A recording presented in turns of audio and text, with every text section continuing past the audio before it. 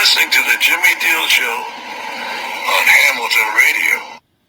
Welcome, everybody. I'm Doc G, and I'm Jimmy Deal Show, Jimmy Deal Celebrity Spotlight Show. Welcome the stage and screen, the fabulous Audrey Landers from Dallas. Welcome. Thank you. Thanks. Nice Welcome. to be there, here, wherever we all are. Absolutely. So great to have you. Thank you for joining us tonight. Well, thanks. This is great. You guys are New York, New Jersey, and I am presently in Florida. Oh, Florida. Oh, wow. Mm-hmm. Yeah, I mean, that's a little different, right? Because you originally, you grew up in New York, right? You went to school here, and then I know you were out in LA, and now you're down in Florida. So that's a big change for you. It is, but I still keep my home up north. So sort of back. Oh, hello there. Here comes the pictures. Oh, yeah. That was when I first moved to LA. That was one of my first photo sessions. So cool. Well, Dallas was the #1 rated television show in like 100 countries. And of course, you were Afton Cooper, one of the great characters on Dallas. Tell us about getting the role on Dallas and how you went about getting, involved with the television show. Well, first of all, most people think, when I got Dallas, it was kind of like an overnight sensation. But that is definitely not the case, because I've been acting since I was a child, and I had spent my young teens and through much of college actually on a soap opera. So I had lots of that experience and recording and all that stuff. But when I got the opportunity to audition for Dallas, I had already been living in LA a couple of years, and I had probably done 10 pilots that had not gotten picked up. And so when I auditioned for the role of Afton, the character was only supposed to be in for 2 episodes. Wow. And but it was a huge show, so it was an amazing opportunity for sure. And I wasn't that familiar with the show. It had been on the air for maybe a year already. So I kind of brushed up on my VHSs that a friend had given me so I could get familiar with the show and the style. And I auditioned along with so many other talented young women. I mean, really, there was a lot of competition for the character.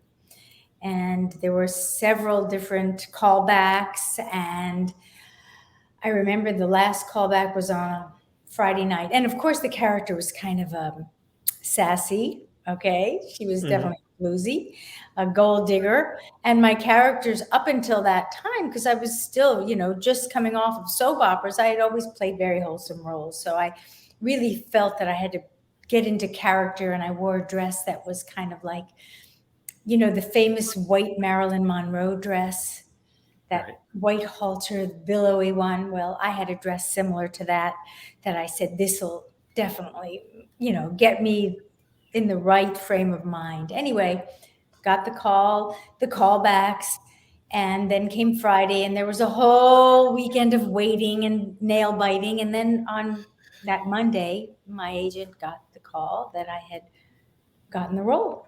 And as I said, it was only for a 2-episode arc. And then I guess my character was well received, and they wrote me in as a recurring character for that year, and then as a series regular. But, I sang on the show. Right. And so that was not an original character attribute. I was very nervous one of my first few days on the set, and just to calm my nerves, I write music and I sit there and I play, and I say, oh, wow, this is amazing. The whole soundstage is empty. Everyone's out to lunch. There's a piano. So I crawled into the corner and was, doodling on the piano, a song I was writing. And the producer happened to walk through carrying his lunch. And he stopped and said, what is that? And I said, oh, it's just something I'm working on. It calms my nerves. And he said, yeah, it's really nice. And sure enough, next script I got, it showed that I was an aspiring singer, and that was the song that I was playing in the club. So from then on, every song that Afton sang was a song that I wrote, and quite often I wrote them specifically for the scene that it would be played in. So awesome. Tell us about meeting Larry Hagman for the first time. And I know you had a very cool scene with him in the very beginning. Tell us about that scene. Well, I'm sure everyone knows that Larry and both Larry and Patrick were quite the pranksters on the show. And so my first scene, the first day, we film out of order. So the first day, first scene, 7 a.m. on the set, I'm under the covers in bed with JR. And so, okay, that in itself is a little kind of scary, but I mean, you know how it's done. You wear a slip so your shoulders are bare and the blankets are pulled up, and he's under the covers in his jeans, belt buckle, and cowboy boots, and but it looks very romantic when you're Right. looking at the scene. And there's a bucket of ice with champagne in it next to the bed. And the scene begins with Larry just kind of turning his head, rolling over. And before the scene, and first of all, it's, "Hi, Larry. This is Audrey. Audrey, this is Larry. Hi, now get under the covers, okay?" and so that, and the whole crew is there. It's a normal set. And all of a sudden, he rolls over and apparently took a handful of ice from the ice bucket and put it down my back. Oh, and wow. They say action, and there's now ice. Oh, I mean, ice. And, I am trained that you never break the character. You never stop until the director says cut. So I'm like, oh, JR, just be very calm and say the lines. And I am really focused, and it's silly. I was so serious, but that's who I am. And after a minute or two, the whole cast and crew that was watching just started laughing, and Leonard, the director, yelled cut, and then I had the opportunity to laugh, and and that's how Larry broke the ice. Wow. Literally. Literally. Yeah. You guys did a lot of personal appearances together too, right? We did. Yeah. I mean, look, I think a lot of the cast members, we were always shuffled around, and we did personal appearances together in various cities and lots of promos and things like that. And when we did the Dallas reunion, there was a big reunion, a live appearance in South Fork. I think that was like 2008, maybe. Right. And Larry and I were doing some promos and things together, and we were in one of the things we were doing was driving in a limousine, going to whatever it was to shoot some footage. And my son was coming. He was coming to join us at the reunion. My mom was already there, and so I said, "Oh, darn. I have to make arrangements to pick him up at the airport." So Larry says, "Nah, let's go pick him up." And he tells the limo driver. And so we picked him up in the show vehicle. Larry and I picked up Daniel at the airport, and it was nice. It was really sweet. So very, very cool. Tell us how you became interested in show business. I know you were like 5 years old when that happened. Yeah. I think, I don't know. I think some children are just born with it in their blood. Like, for example, I have two sons. One of them, I couldn't shake it out of him when he was a little one if I tried. And we can talk about that later. Now he's all grown up, and we're partners in a lot of projects that we're doing together. But yeah, no, I knew when I was a little girl that that's what I wanted to do. I wanted to sing. I wanted to act. It's just very silly. I just knew, and I got to do all the school plays and local theater, and Why are you going to pry that silly story out of me that someone had once asked me about, and I probably did spill the beans? I was 5 years old. My mom was a very busy working mom. Uh-huh. The world was a little different then, and she had to run into a very quick appointment in New York City and left me in the car, windows open, everything was fine. Okay. I was about 5, and she came back out 10 minutes later, and I had my head out the window and I was singing. And she said, "What are you doing?" And I said, "I'm singing so that a director will discover me." Oh, wow. That's so awesome. Yeah, so I knew. Absolutely. And you went to the school at Juilliard, right? You studied music and Columbia University in New York, some great schools, and you also studied psychology, right? I did. I just tried to get as much in as I could get in. I don't know if I would recommend that for somebody else, but for me, I was driven, and I'm very glad that I did it. So awesome. And your mom was a model, right? And an actress. And I guess she was a big influence on you to get into the business. She was also your manager.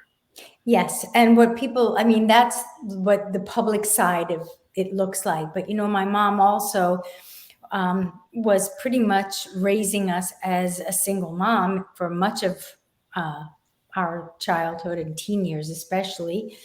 And she was a very successful businesswoman, way ahead of her time when starting businesses way back in the 60s when she was only in her 20s.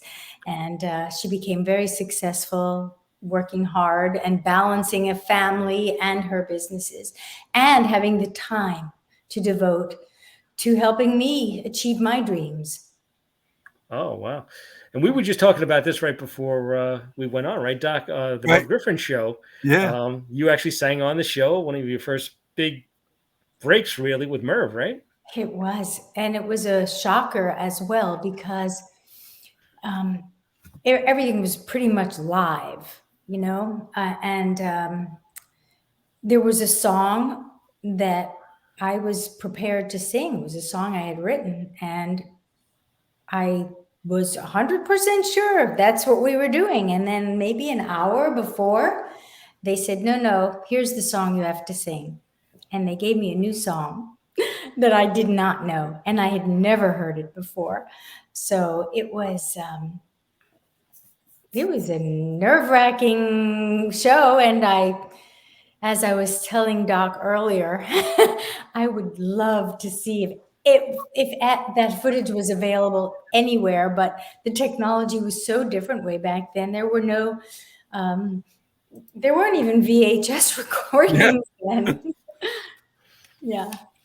Wow. Doc, what do you have for Audrey I, Landers? yeah, well, I mean, her career has been, I mean, like I said, I had a crush on her earlier on, but you were on a lot of soaps. You were talking about some of the soaps. Can you go through some of the soaps that you're on, the characters that you've been in, and the type of situations that you were in? Because you were just starting out again with the soaps as well.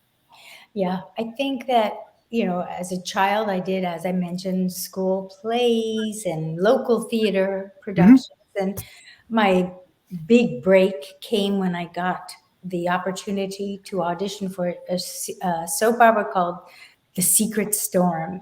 And I was a really young teen at the time, and played a very heavy character, which towards the end of my run, they wrote me in as a young singer, and that was also very cool. Then I went on to do Somerset for a few years, and once again, the producers wrote my character in as a singer playing the guitar. And I remember getting the script, and it said, Heather sings and plays. Actually, it was the first soap. Joanna sings and plays guitar. And I went, Mom, what do I do? She said, better buy a guitar, okay? And so that was really the genesis of my songwriting, because I had written poetry. I was a very angsty child, I guess, inside. On the outside, I was all rosy, but on the inside, like so many young girls. So I had a lot of poetry written. And when we got that guitar, I said, oh my God, I have 3 days to sing and play the guitar. And I had never picked up a guitar. I learned 3 chords, put one of my poems to the music, and that was the first song I had written. And it kind of grew from there for sure, because then on the next soap, I did the same thing, same kind of idea. My character sang, played the guitar. And then, of course, on Dallas, the big soap, my character also was a singer. So it's been a thread that I've been so fortunate that it has kind of woven through all the characters, the long running characters that I've played. The music has always been intertwined with my acting. And I feel really grateful, because I love both. They're both, important expressions creatively. Another show that you were in before Jimmy says anything was Room 222, another favorite of mine. Oh my goodness, yes. And I just fell in love with that show. Yeah. And I played a really cool character. I think it was loosely based on the character of the Olympic swimmer, Mark Spitz. Oh, okay. And so my character was a young girl who was achieving greatness in her swimming and had to balance her school and her swimming. And yeah. Mm-hmm. And of course, everybody loved Karen Valentine on there. How was she to work with? So sweet, so wonderful. Yeah. Yeah. Her personality was like that. Go ahead, Jimmy. Early on, you went to Nashville, right, to pursue a music career, and you hit up Music Row. Tell us about that.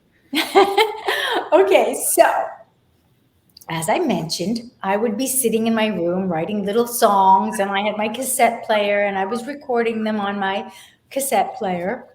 And one evening, my mom came home from work, knocked on my door, and said, "You know what? You're not going to school tomorrow." I said, "What?" She said, "We are going to Nashville. So get your cassettes and your sheet music in order, and we're going to go see if we can get you a record deal." And I said, "She's amazing." She's crazy, but she's amazing. Okay. Knew nothing about it. So we flew early in the morning, the next morning. She took off work. I took off school. Mm-hmm. And I had my little case. And we arrived in Nashville at the airport. My mother says to the taxi driver, "Take us to Music Row." Yeah. And so we got there and literally walked door to door. There was a publishing company, a record company, a production company. They were just all lined up. And it's much the same today even. It still has that quaint feel. And many are individual little houses, except they're huge companies. Right. They were then too. But we didn't know that. We just naively knocked on doors, peddling my music basically, and seeing if anybody would invite us in to actually have an interview. And it started to drizzle, and we looked a little bit draggled. We got to it was around 12 o'clock noon. And we got to one of the offices and walked in through a picket fence to the nice, it was really sweet. Uh-huh. And the receptionist, we said who we were, and here's, my music. And the receptionist said, "Can you wait a moment?" She took it back to her boss, came out a minute later, and she said, "Yes, Mr. Killen will see you after lunch." Oh, wow. And we went, "Whoa, this can't be happening." So we freshened up, we had lunch, came back an hour later, and Mr. Killen was the legendary Buddy Killen. And at that time, he was the president of Tree Publishing, it later became Sony, right? Sony. But Buddy was a legend in the country music world. We sat down, and he said, "I listened to the tape of the music. The songs are really good. I really like, these two in particular." And he said, "But who's the singer?" And so I said, "I'm the singer." And he was like, "Whoa, okay." And so, crazy as it sounds, he signed me to a limited record deal at that moment. Wow. And Amazing. lo and behold, we came back a few weeks later, my mom and I, and we started doing some recording in Nashville. And then he said, you know what? I really think we should go to Muscle Shoals, Alabama, because they have this amazing sound in the studio. And Rick Hall, also a legend. Right. So my mom drove. Buddy and I sat in the back seat and wrote the B-side, the song that would become the B-side, Right. on the way to Muscle Shoals. And we had dinner at Rick Hall's home. Nice. And then we recorded the next day. I mean, it was just like a fairy tale. Absolutely. Yeah, it was a fairy tale. And your first big country song too was "The Apple Don't Fall Far from the Tree." Tell us about that. And when it first was debuted, some of the radio stations actually banned the song. Tell us why. They did because I was, as you know, times were a little different then. I wrote songs pretty much about things I had read about. I didn't have a ton of life experience. So I would scour the newspapers for interesting stories, or soap operas, okay? And then I would, write that into a song. So this was a song, and I was a young teen, and it was a song about a young girl who's having a baby. And she's going to have the baby on her own because the guy's no good. And she's afraid that the apple don't fall far from the tree. Right. But then my second verse said all the bad stuff he was doing. Oh boy. So, let me think. What were those words? Well, I can't remember it totally, but it was the first verse was, I feel a baby moving around inside me. Tell me that it's gonna be a boy.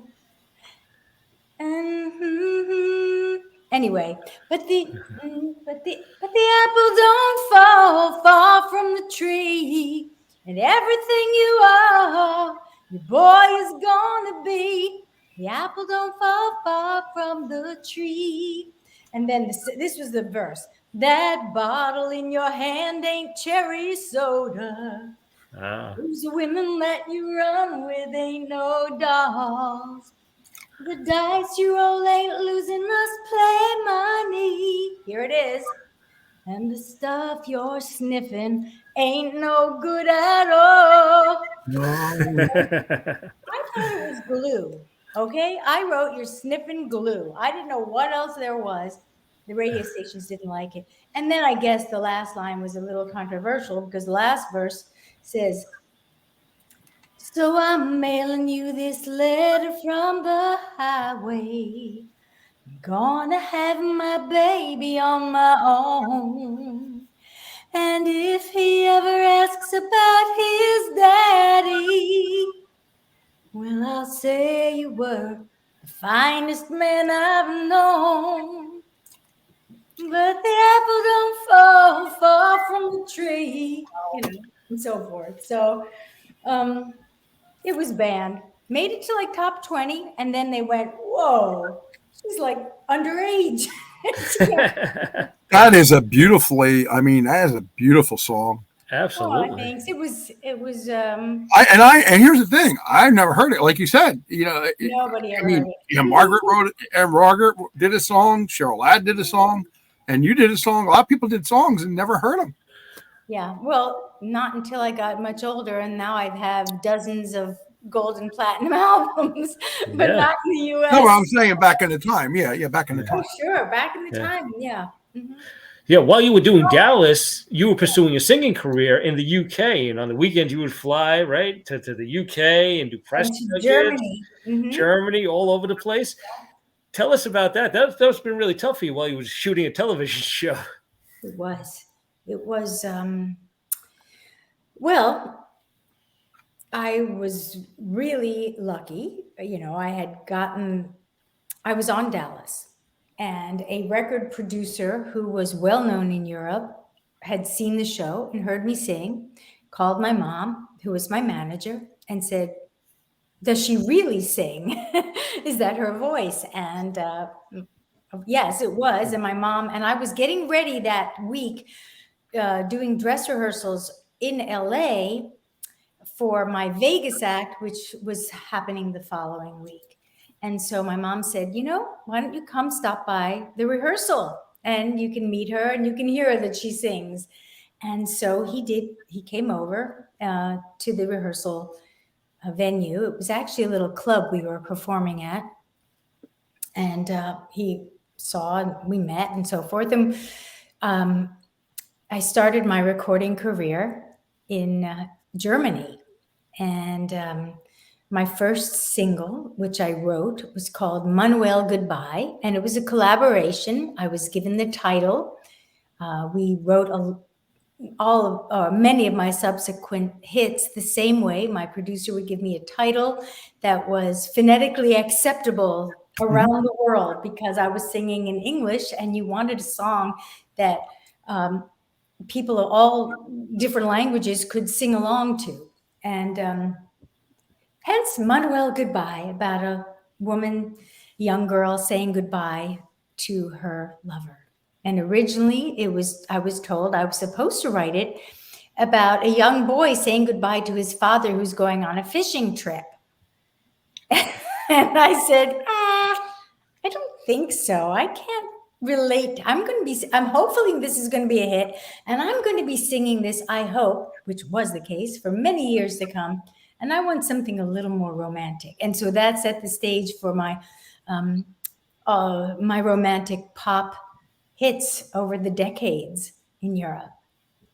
Nice. I had a question for you about some of the other shows you've been in. Now, you've been in so many. I know we're going to get to all of them, but the one I got to get to is Happy Days. Working on that and playing Kitty, it says. Yeah. What was that like around Ronnie Howard and Henry Winkler? And I mean, we did interview Anson Williams and Don Most. Yep. Friends. And Marion Ross as well. I just did this funny little video thing with all of them, a Zoom show with all of them. Oh, nice. So it was fun to reconnect. It was totally fun. The set was happy. Happy Days had a very happy set, very easygoing, and everyone was super nice. It was a lot of fun. Wow. Yeah, did it make you feel like you're back in that era of the 50s and 60s? Yeah, I'm sure it made, it made a lot of people reminisce. With the set, the songs, and everything that was put on it. Yeah, it's just was an amazing. Yeah. One of my very early guest starring roles. In fact, right after that, I went back home to New York and said, I want to start college. I don't want to stay in LA I was there for the summer. And I said, no, I want to go back home. I want to start college. But did you want to stay in the Happy Days cast, or did you just want to just do your character and get off?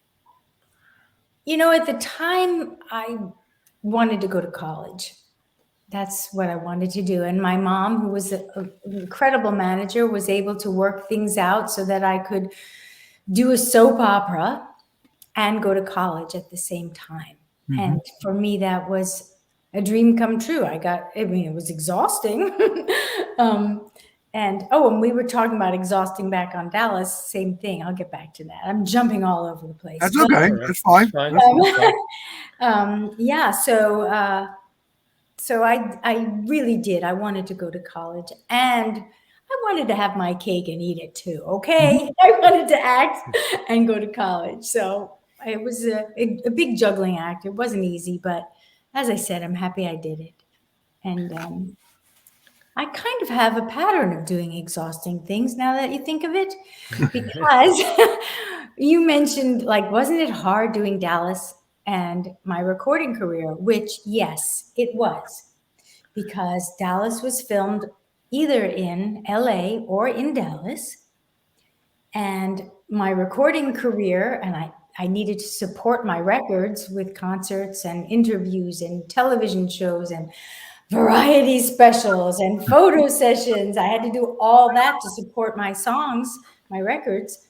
And so quite often, for a few years, in fact, I'd leave Dallas or LA on a Thursday if I was lucky, if not Friday after filming, and fly and spend a marathon 3 days from LA to Frankfurt or to Paris or wherever it was, just never sleeping, and straight off the plane, interviews at the airport and press and concerts and TV shows. And Wow. it was exhausting. We did it every couple of weeks. And, but it was necessary, or my songs wouldn't have, the label required it. And so I was lucky that I was able to juggle it all, and that my mom went with me, and come on, you stay awake. No, you stay awake. So we were we were very supportive of each other. We were a good team. Oh, that's nice. And Jimmy and I know about promotion with radio and TV. It's just, it's unending. If you don't promote it, or whoever don't promote it, nobody knows about you. No. And so often, I mean, the radio stations were in like all over the countryside. We didn't just do major cities, Right. and the concerts were often not in major cities either. They would be hours drive into the countryside, and there'd be an arena, a 10,000 seat arena, and then in the countryside were all the goats and it would happen, it was quite an adventure. It was really an adventure. And, doing my concerts before the wall came down in East Germany. It was just, amazing experiences. Absolutely. Earlier you were just talking about some of the TV shows that you did. Of course, we talked about Happy Days, and we recently had Randy Mantooth on the show. And I'm a very big fan of Emergency. Oh What was Emergency! Yeah. What was it like doing Emergency? Well, if you saw that episode, I did. Donnie Most was cast as my boyfriend in it. Yes. Oh yeah, that's right. Yes. This was before Happy Oh my Days. God, my brain! I couldn't remember. Yeah, you're right. Yeah.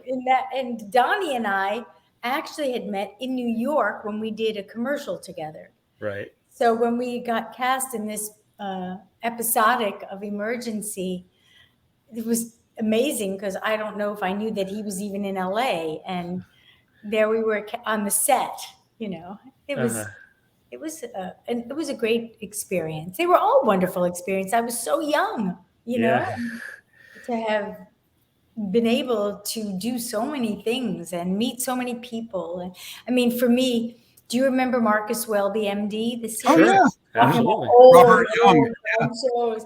Well, I did an episode where I played a blind girl, and Robert Young, who played Marcus Welby, was so kind and generous. And it came to mind because I was preparing a bunch of stuff for a celebrity auction for charity.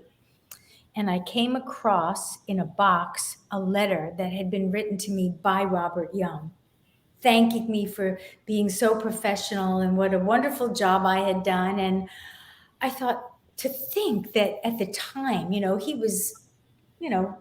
was such a star and so elegant at that time. And he took the time to write me a personal note. Wow. I mean, and I kept it all these years. I found this box of treasures. So. No, but that's that's unending time wise. I mean, and it's like you said, it's not heard of all the time. It's something special. You touched his heart and soul deeply, is what it sounds like. It was amazing. Yeah, it was really heartwarming. And the other shows that you're in, and I'll just touch on a couple of them, because like I said, I've been in so many. Charlie's Angels. Charlie's Angels. I played an evil girl. You were an evil girl? Oh yeah, I was bad. I was a killer. What do you think about the new Charlie's Angels movies that came out? There was a couple of them. I love them. They're amazing. Yeah, they're incredible, and all these women that are just so powerful, and it's great. I love those films. Yeah, And also Dukes of Hazards too. Yeah, I was just going to say that. Dukes of Go ahead. Hazzard. I'm sorry. I'm done. That's all right. No, I I'm did good. a couple of those, and of course, then you move on in time, the timeline to the Love Boats Love and the Boat. Yeah. Fantasy Oh, yeah. Islands, and they were always fun.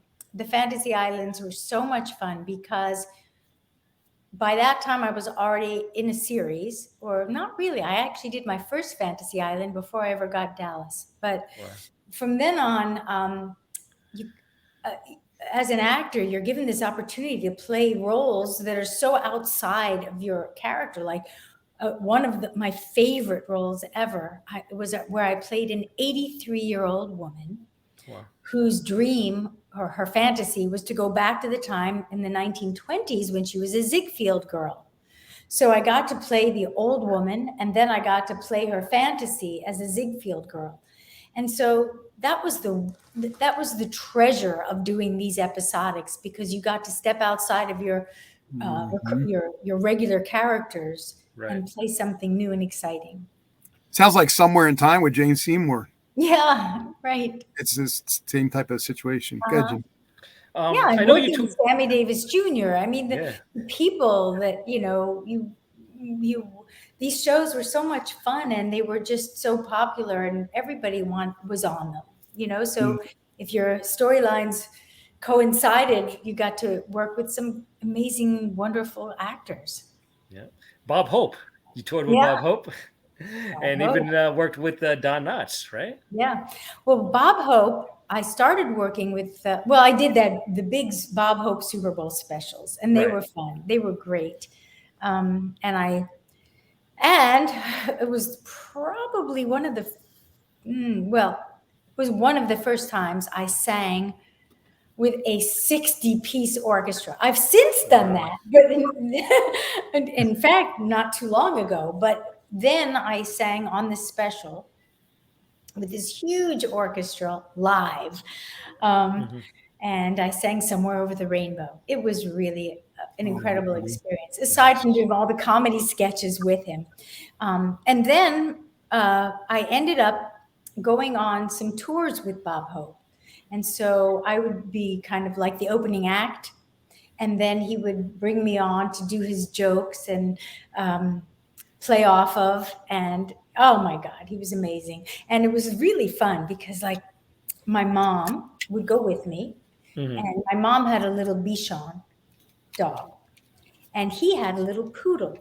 And we would quite often take a private plane, and he would bring his poodle and we would bring our Bichon, and they would be running all over the plane. And because we did these shows, we would fly in, do the show, and then fly right back to LA. So they were very short jaunts, but on the plane. So we could fit in a lot in a week's time. Wow. And so we did many of those. So he was quite the most energetic man I've ever seen. Wow. Tell us about the Hugobug Club. You co-wrote, produced it? I did. And the Hugobug Club was truly a labor of love. My mom basically produced it. I co-produced. My sister was involved in the writing, and we created this show. It's a musical educational series for preschoolers. Won many awards. I wrote the 250 original songs in it. I co-directed them. I edited the series. Again, exhausting things. You did a lot behind the scenes. Oh yeah. And of course, we were on camera as well, along with a cast of 8-foot-tall costume characters and 7 children. Wow. And every now and then a dog, an iguana, some birds, some snakes. I mean, we did 47 half hours, and it still is around. It turned out to be a wonderful learning tool for preschoolers. Some schools have even brought certain episodes in. When I created it, this is where my psychology training background came in, okay? I did a lot of research as to what type of show, what attracts children the most. So everything was perfectly designed to appeal to children, whether it's the rhythms of the songs, the color schemes, really the color palette, what was most attractive to children to entice them to stay tuned and engage with the characters and learn, even to the shape of the eyes and the shapes of the heads. When we were designing the costumes, we went through several iterations until I felt that the proportions were correct to appeal to children. And the songs were the same way. And the songs were designed so that the caregivers, whether it's your mom or babysitter, whatever, who had to sit there and watch with you, the songs were interesting enough and rhythmic enough and contemporary enough so that the moms and caregivers, the dads, they all enjoyed watching it too. So there was a lot of thought that went into the series, and I'm very proud of that show. So awesome. Another thing you did with your mom was a fashion line called Lander's Star Collection, right? Tell us about that. Well, I think because we had been involved so much in film production, television production, video production, we really had a good eye for costumes. And so often for the films I did, we would take a costume, a piece of wardrobe, and tweak it and change it. And just, we knew what looked good on people, whether it was my costumes or some of the other performers that we worked with. And so we wanted to create fashion that was affordable and glamorous, so that our motto is that every woman is a star and she deserves to shine. And so our stuff was blingy and flattering, very figure flattering, and we loved it. And we first presented to Home Shopping in Europe out of Munich, and then we did a QVC, the UK, and in the States we did a show, a network that doesn't exist anymore. It's called Shop NBC. And that was a home shopping line here. We never did make it to Home Shopping US or QVC in the US, Right. but it was fun. And we would go there and we'd fly in for 2-3 days and just do a marathon of on-air selling and wearing the clothes and modeling them. And it was great because she and I together were very different body types, and we could wear the same outfits and show you how it would appeal to women of all ages and sizes. And it was a lot of fun for us. So awesome. Yeah. You know, a guy I got to know pretty well in this business from when I first started radio was Tom Jones. And I know you did a duet with Tom Jones, and I want to know, what was that like? Okay, so Tom Jones had a TV series.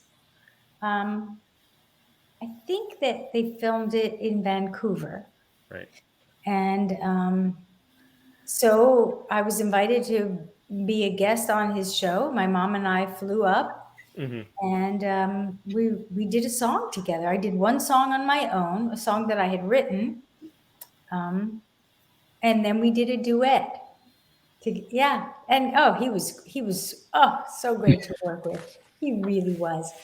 And I remember after the show, after the taping of the show, we all went out to dinner, and his son came along, and his son works and probably still does. I don't know. He was working very closely with him. So it was really kind of fun, a mother-son, father-son, and a mother-daughter. And he was so charming. My God. Yeah, such a great guy. He's Tom Jones, for God's sake. Absolutely. I wanted to ask you about appearing on TNT's Dallas, the reboot, with some of the original characters and some new characters. Tell us about that. And your character daughter got married on the show. Yeah, look, I loved what they did with it, and I really wish it had continued. I think that the characters were fun. They were beautiful to look at, the new generation.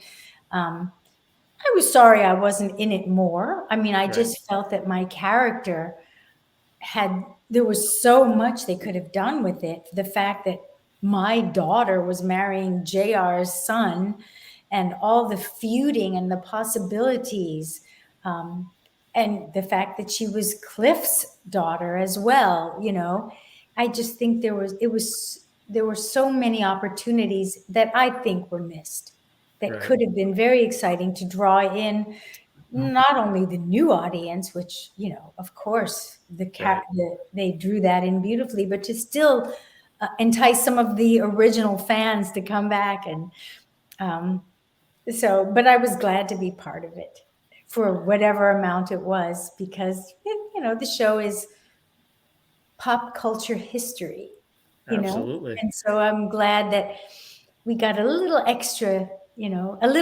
dose of it in there. That's so great. Also, I wanted to ask you about Joe Namath. You worked on a TV pilot with Joe Namath, Waverly Wonders. Tell us about that. Yeah. I'm thinking back to the Waverly Wonders. It was one of those pilots that I mentioned that did not get picked Right. up. Okay.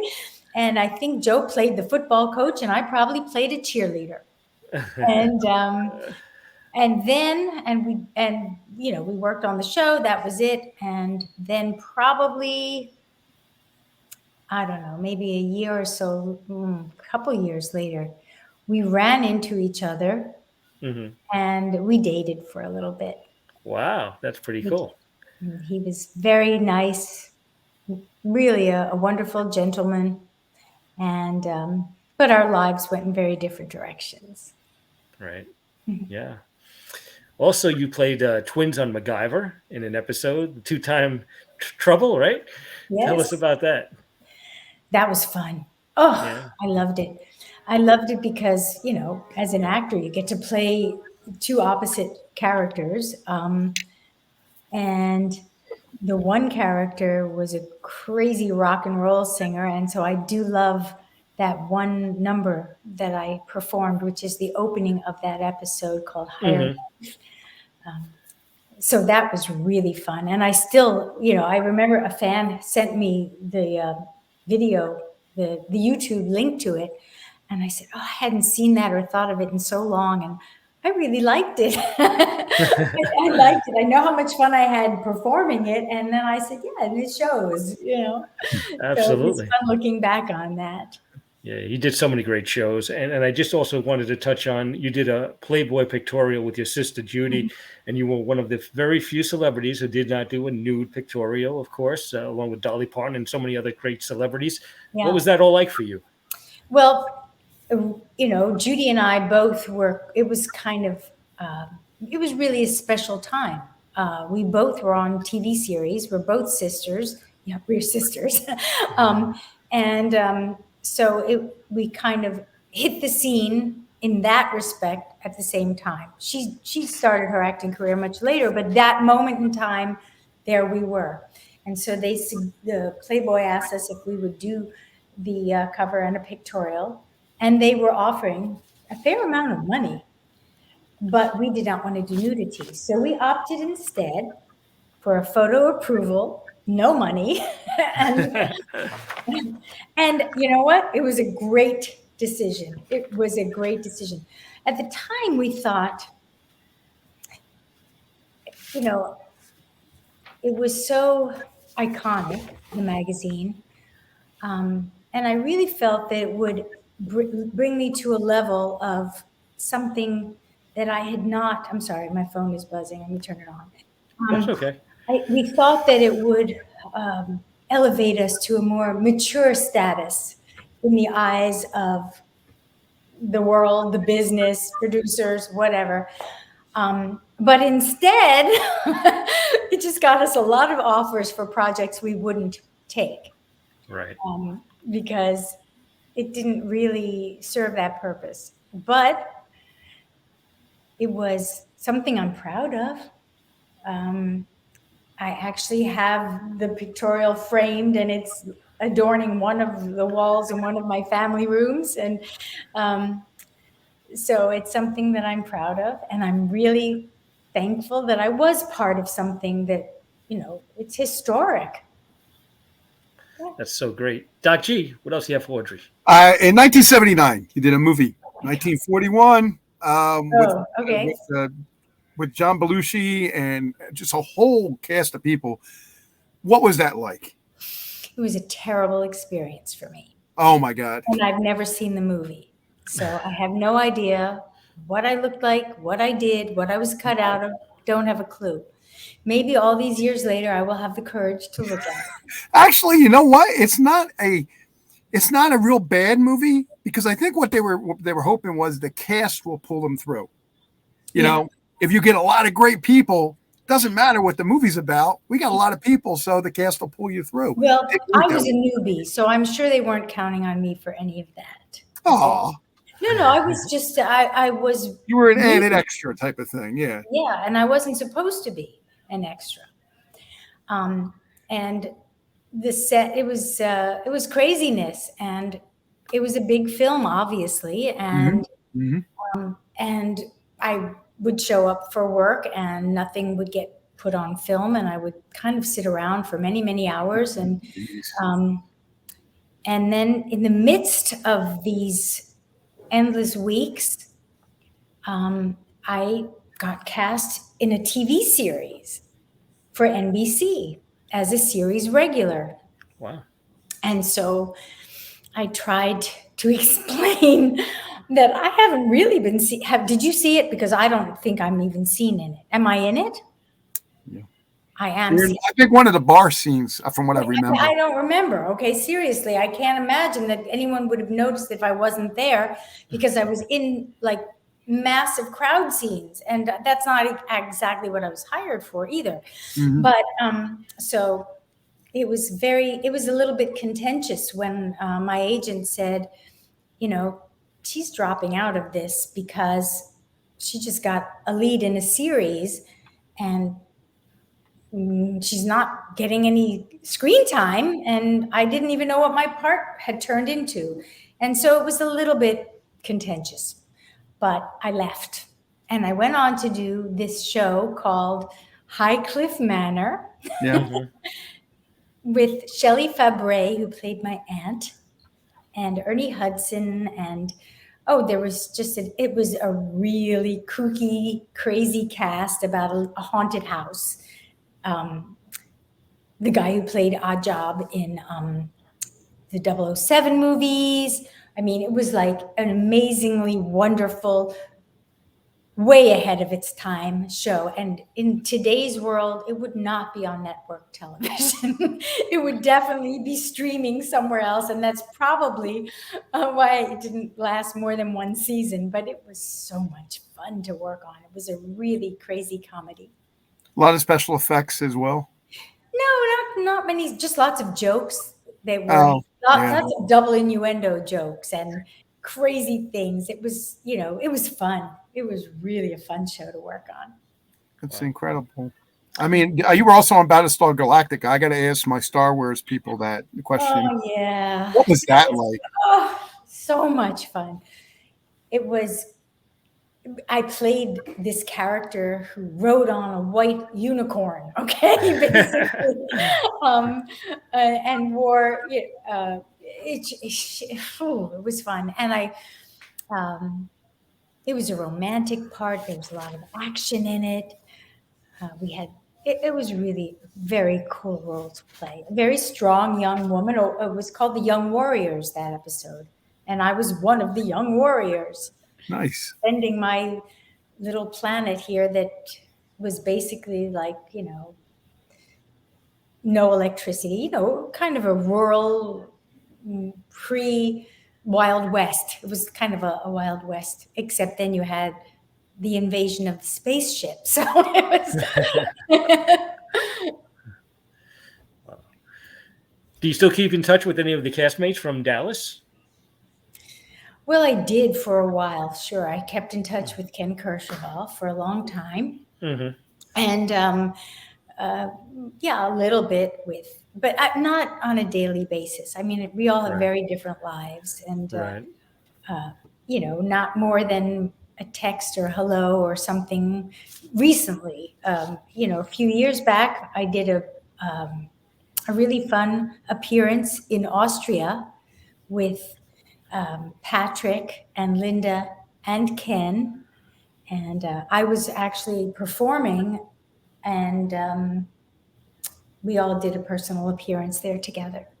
Oh, wow. Did you ever Yeah. get to work with Priscilla Presley at all while she was there? I Or did. no? I did. You Yeah. Oh, cool. I don't think we actually had any big scenes together, but we were on the set together, and certainly, you know, the big balls and big crowd type show scenes that we had on the show. Wow. That's so awesome. And you Yeah. also produced some music videos, right? For a variety of up and coming artists, right? You like doing Yes. music And videos? well, I think that the biggest thing that I'm working on right now, and that all kind of leads to it, is that my son Daniel and I are collaborating on several projects. I mean, we have quite a few projects in the works now. And he is a truly accomplished musician, singer, songwriter, writer, screenwriter. I mean, he's truly a Renaissance man in so many ways. And and he takes after me in the songwriting, except he has brought it up even to a higher level. And so we have a dark pop musical film that we're in pre-production on. And he wrote all the music. He produced all the music. I wrote the screenplay. And we're now just speaking to distributors and doing all the business end of things. And we're very excited about that. We have a dark, so that's the dark pop musical that we have in development. Right. Our production company also has an irreverent half-hour comedy TV show that, Nice. Oh, wow. yeah, Daniel is the creator of that. Mhm. And we have a mid-apocalyptic drama, I would say. Definitely a drama. And it's very exciting and dark, and it seems like 3 different genres, but my head is like that. And so we're very, very busy and excited about our projects. So awesome. Yeah, Doc, and any the videos I kind of led into that because I directed them. And depending on who we get for our film, we're speaking to some really talented directors as well. And I may co-direct our film, but that's not a prerequisite right now. We just want to put our greatest team together. And so awesome. Yeah, we're really focusing on diversity and inclusion, and we really have a lot going for us in that department as well. Wow. Now you also did some chiller shows, right? And like here in autograph shows in New York and New Jersey, right? Yeah, Oh, we missed you. several years ago now, way before COVID. Did they even do the chiller shows? Yeah, They do. did, They yeah. do. Yeah. There's one coming up in April, I think. Well, they ask me all the time. I'm not ready for that again. Oh, I mean, I enjoyed it.